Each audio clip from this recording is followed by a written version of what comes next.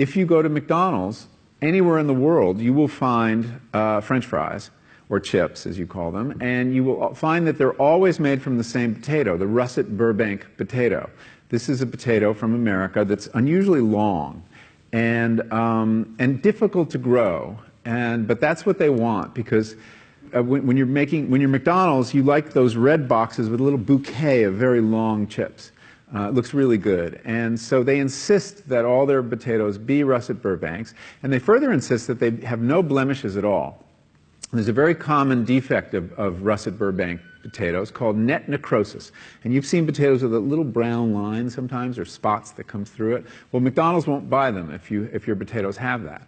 And the only way to eliminate that is to eliminate an aphid. And the only way to do that is with a pesticide called Monitor that is so toxic that the farmers who grow these potatoes in Idaho won't venture outside into their fields for 5 days after they spray.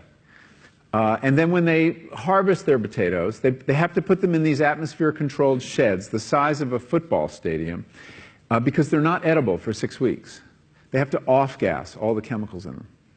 So you see, the desire for a certain kind of chip leads to a certain kind of agriculture. But the other thing on the health side, when I started learning about nutrition, about which, by the way, much less is known than you might think, that the scientific understanding of nutrition is still very primitive.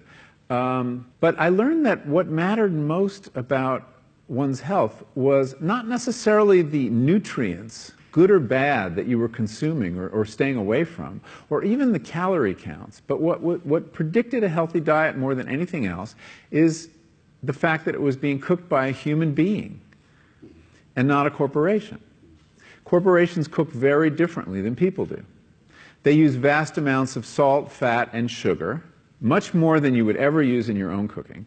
And the reason they do that is those are 3 incredibly attractive and incredibly cheap ingredients. And when they're layered properly, as in a chip or various pastries and forms of junk food, they're incredibly addictive. And in fact, people in the industry, they don't talk about addiction in the food industry, even though they traffic in addiction. They talk about craveability. It's the same thing. And snackability is another term they use. It's a lovely word.